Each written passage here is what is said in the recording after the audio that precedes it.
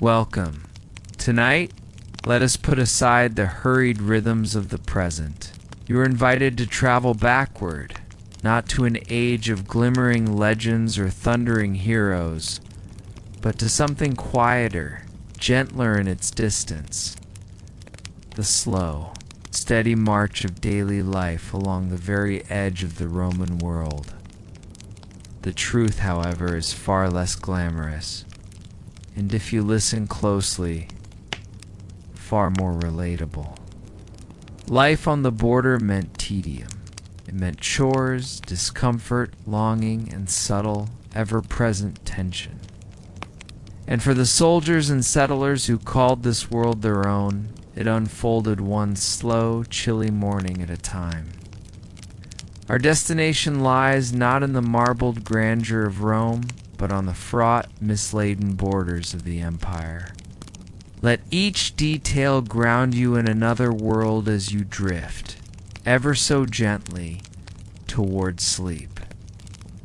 You learn over many weeks to ignore the taste and instead to savor the brief warmth it brings to your hands. The food keeps you alive, nothing more.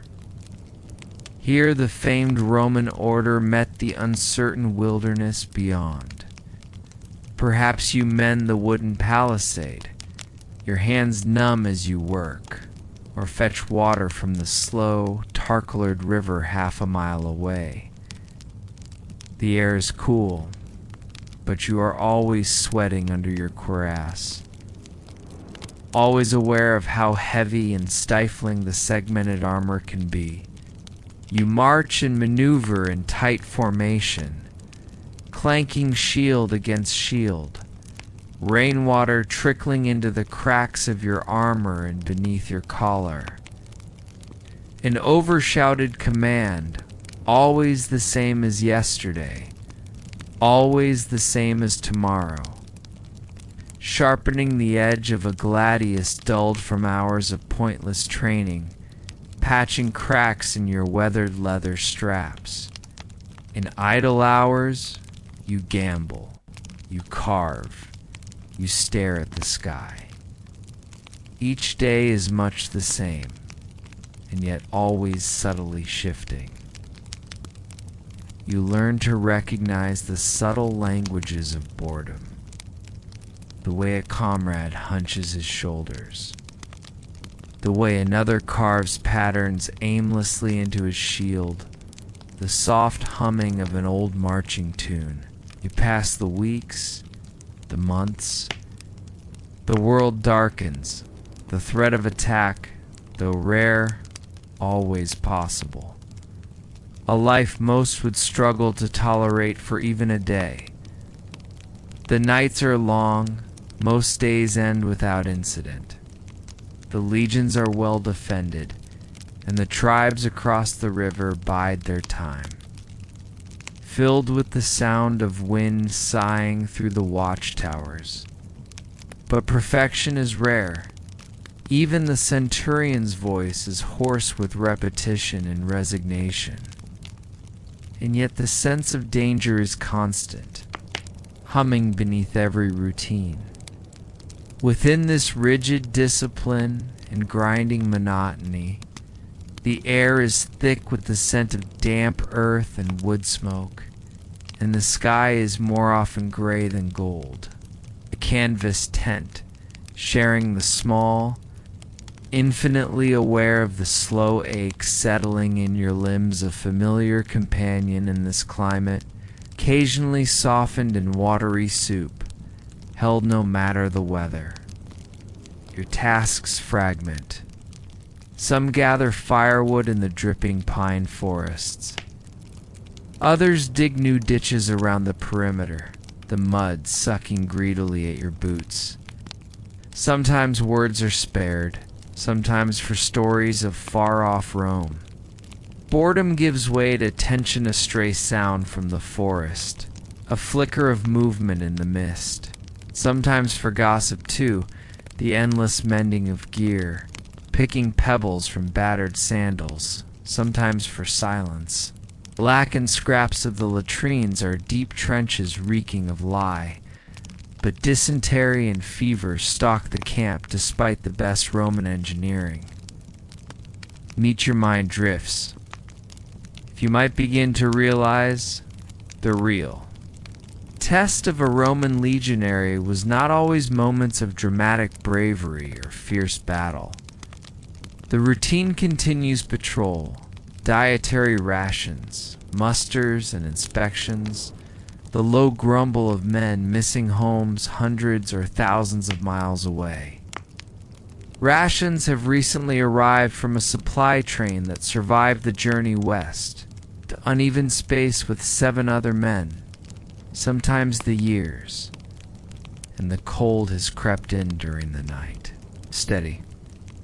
All-consuming tedium and hardship of daily. Drink cautiously from the barrels brought up by mule. Wrap your belt around your waist and step out into the camp's ordered chaos. And yet the risk is ever present. Repetitive endurance. Find a comfortable spot. Let the concerns of today fall away, like mist before the morning sun. Bald torches are lit. It was the slow you never see the enemy still. Roman discipline demands perfection. You sleep within a cramped, the straw mattress beneath you is uneven.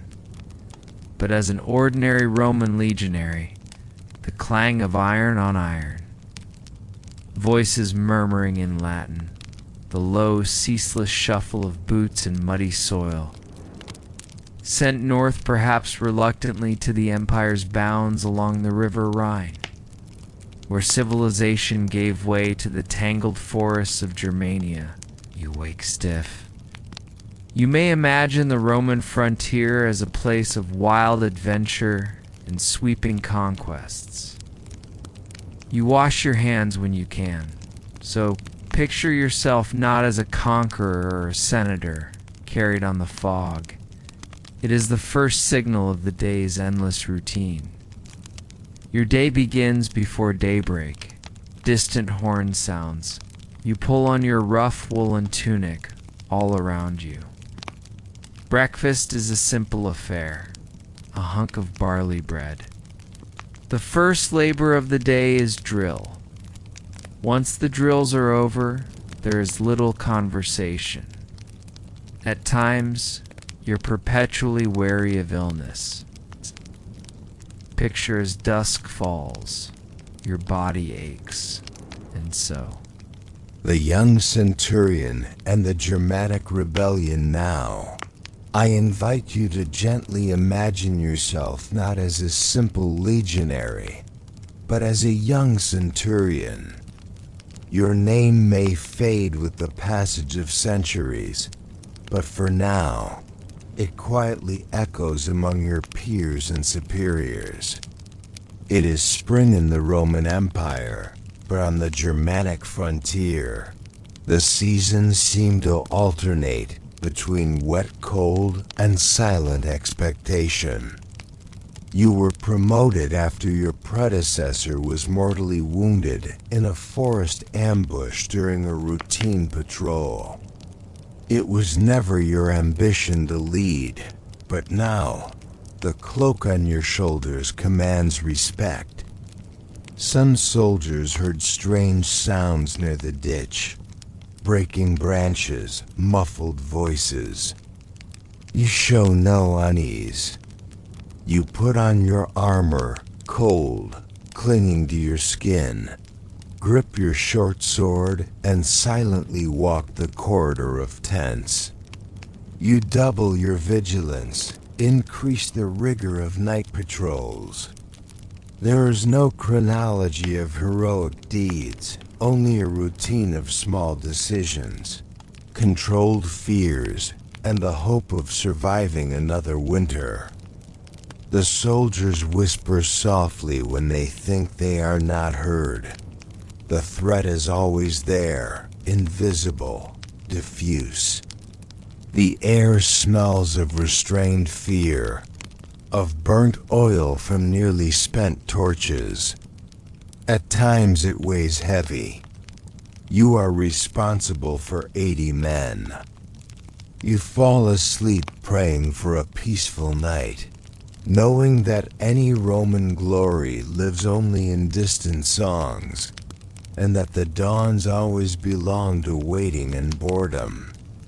Men whose tired faces you see each morning at assembly, eyes swollen with sleep, mouths twisted with unsatisfied hunger, skin roughened by the relentless wind. Your mornings begin before sunrise. A brief sip of watered-down wine. A crumb of bread, tougher than it should be, chewed in silence. Orders arrive by messenger, written on still damp wax tablets. Patrol the perimeter. Reinforce the palisades. Train with discipline. They obey. You command and bear the consequences. At the slightest sign of movement in the immense conifer forests, your mind reviews strategies, counts supplies, calculates the distance to the nearest fort. You return to your tent once again, carrying only the increasing weight of sleepless nights, the silent insomnia of those who command and wait. Nothing new, but tension hangs in the thick gray air. You watch the routine of the legionaries and at times feel a subtle envy for the simplicity of their duties. One night, as rain drums on the tent's leather, a squire asks for your attention. Nothing happens. Most nights, nothing happens. Over time, small uprisings begin in nearby Germanic villages. A supply cart looted. A Roman farm set aflame. A messenger vanished. The psychological siege of the frontier is real. The centurion feels loneliness in the eyes of his subordinates and also in his own. Blurred reflection each morning in a bucket of water. At the end of the day, you walk along the palisade, watching the last pale rays of sunlight. Fact, fiction, and archaeological mysteries breathe deeply. Settle into your comfortable position, where, like yours, are measured in repetitions, polishing shields, tending fires, their skin stained with blue woad. Yet most of what fills the days is monotony, the same drills, their songs echoing from distant hills, trudging in formation along the flickering edges of Hadrian's Wall.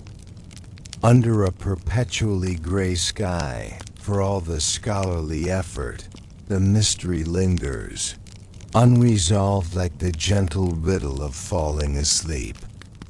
And the mysterious 9th Legion, Legio Ix Hispana, has been stationed at Ebbs, today's city of York. A Roman legion once stood watch and then vanished into legend. Let yourself drift to northern Britain.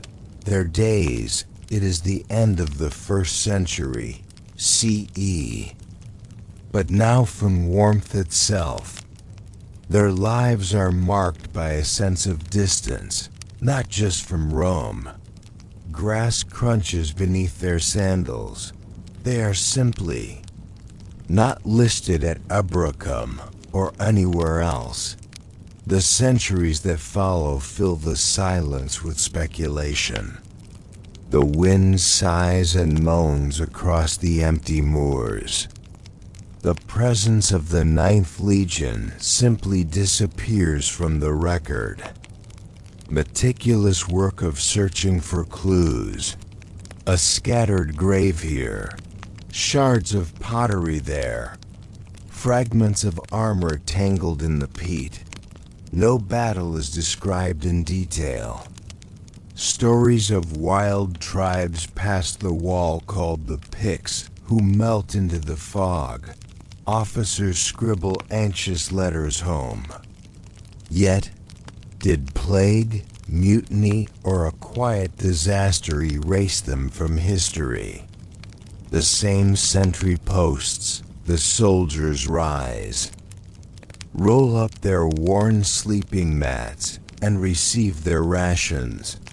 A dollop of coarse-grained porridge, a small bundle of salty olives, cheese, and if they're lucky, maybe half a fresh apple.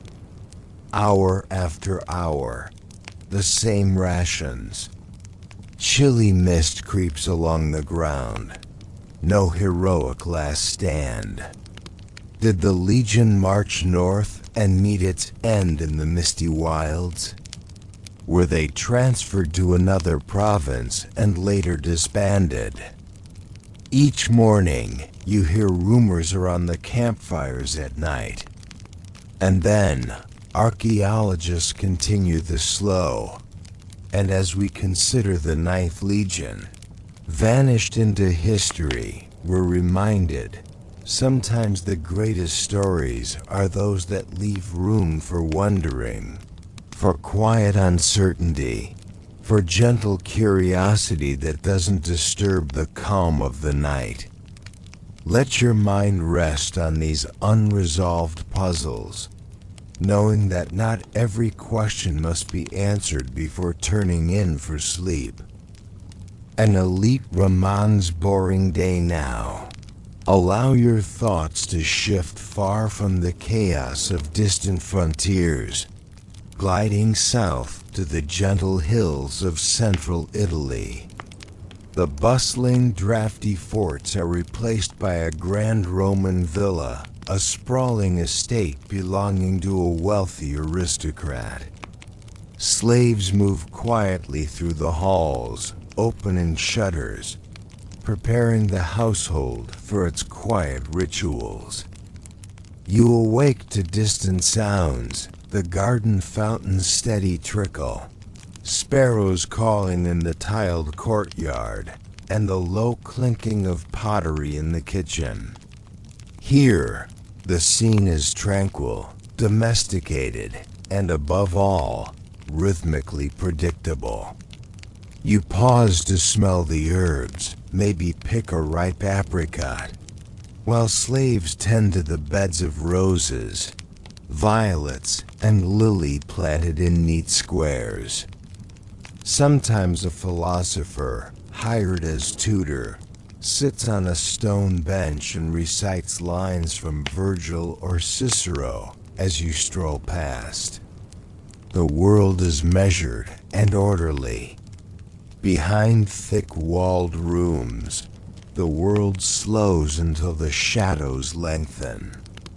The day for a patrician begins not with alarms or emergencies, but with sunlight filtered softly through linen curtains. You lay your head on a soft pillow, fade to the gentle chirping of crickets, and surrender to the most uneventful thing of all, a dreamless, silent night. Candles and oil lamps flicker as the family and a few guests dine on platters of grapes, eggs, nuts, spiced breads, and wine. Conversation drifts from mundane estate matters to poetry, philosophy, or the latest whispers about imperial politics. There is laughter, but restrained, a constant sense of proportion, of not disturbing the slow, reliable order. Clients, men of lower status who rely on your support, arrive and queue up politely in the atrium. You listen to their concerns, give out small coins, and offer recommendations, always careful to maintain the dignitas your family expects. Breakfast is simple and unhurried. A small loaf of freshly baked bread, goat cheese, some figs carefully chosen from shaded trees. Attendants bring warmed water for washing and help slip into a fresh tunic, soft, white, edged with the thin purple stripe that marks your status. Your calendar, kept on a wax tablet, is full. Sign off on purchases and nod as the steward departs. Or a short visit with your wife and children in the shaded peristyle. You might attend a patronage, but not with the drama you might imagine. The morning consists of reviewing estate accounts brought by your steward, heavy lists of wheat, olive oil, sheep, and wine. You comment quietly on expenses. A quick walk around the garden follows. The household retires. Slaves extinguish the lamps and check that doors are barred.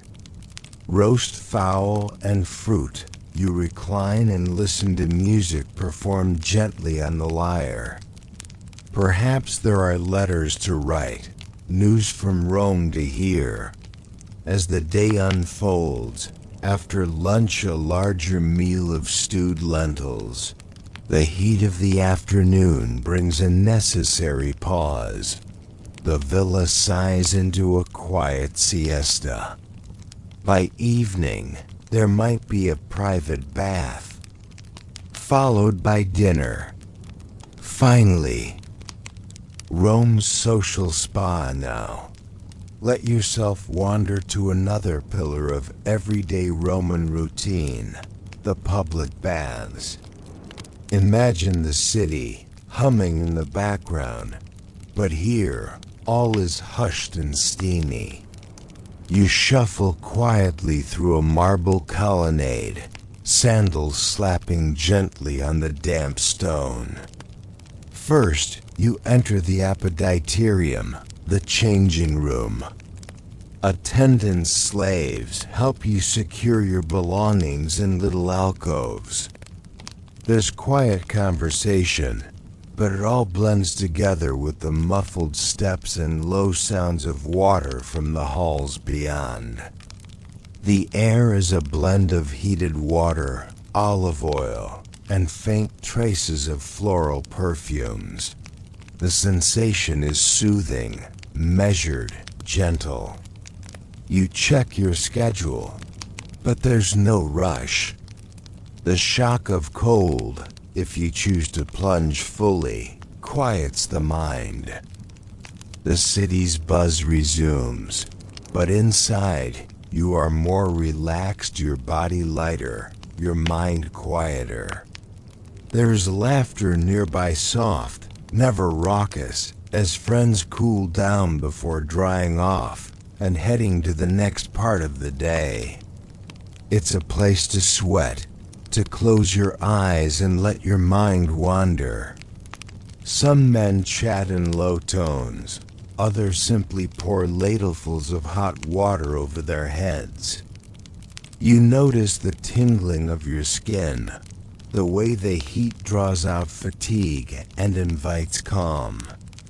The best part of the day, after the business is done, is this unchanging ritual shared by Romans of all classes.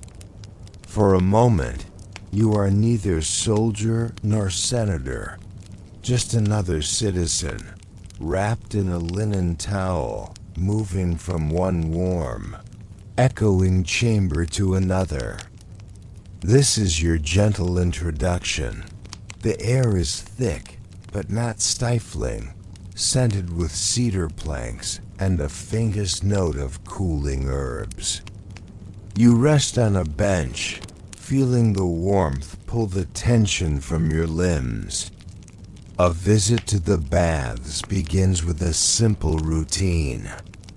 Next is the tepidarum, the warm room.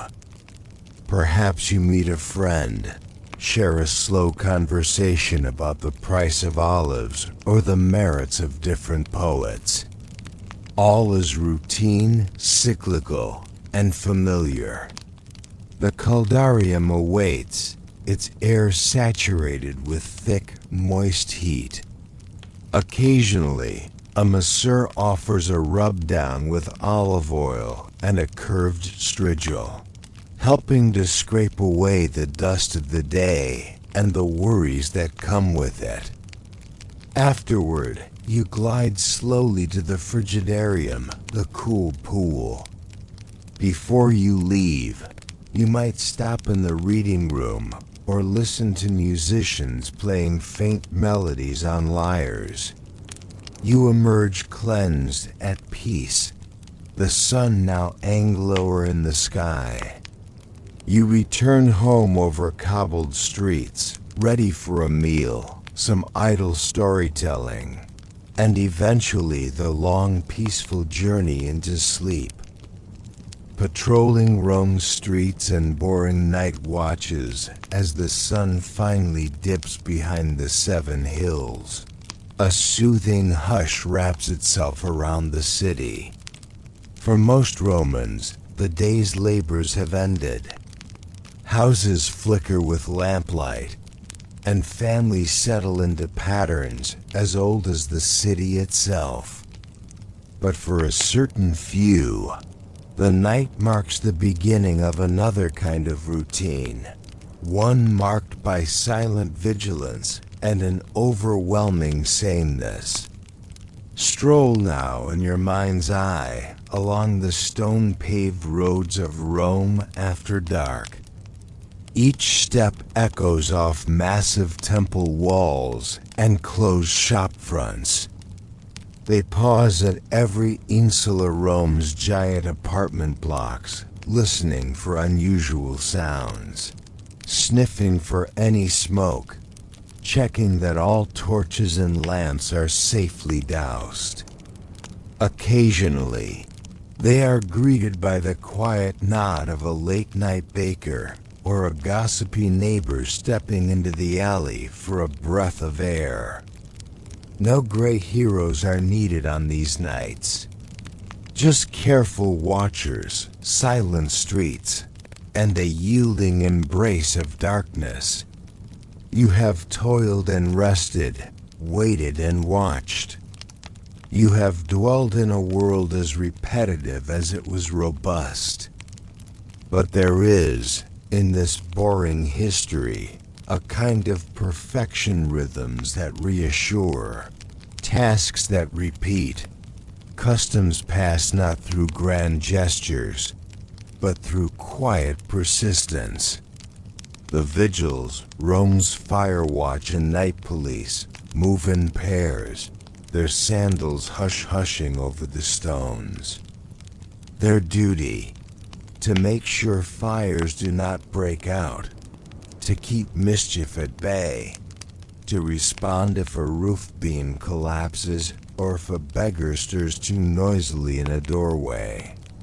Their rounds are long, with most nights blending together into a single peaceful slog.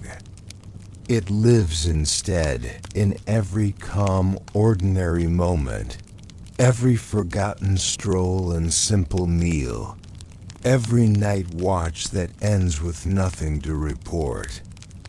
If not interrupted by barking dogs or the far-off clang of a dropped amphora in a tavern, every hour a bell tolls in the darkness, ringing faintly across the sleeping city, a signal that another period of watchfulness has passed. In between, the vigils tell old stories, swap rumors, and share a flask of sour wine, careful never to disturb the peace with laughter louder than a whisper. In the poorer districts, mothers hush restless children while fathers roll up in thin blankets, hoping for a quiet night. Sometimes stray cats cross their path, chasing nothing but their own shadows. Not far away, in the Palatine's grand houses, slaves move softly through shadowy halls, checking that all is locked and safe. For most, sleep comes gradually one by one, eyes closed throughout the city, and dreams begin. It is this very routine, this slow, measured predictability that keeps Rome safe. You have drifted through a day in ancient Rome, not alongside generals or emperors, but with the real people who formed the city's backbone. Boring? Perhaps.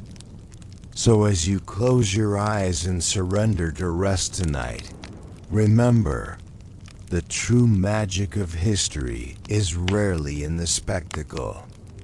Let your thoughts slip away on the gentle current of time, and may you too find quiet comfort in the unremarked hours that form the bulk of every life, even, and especially in ancient Rome.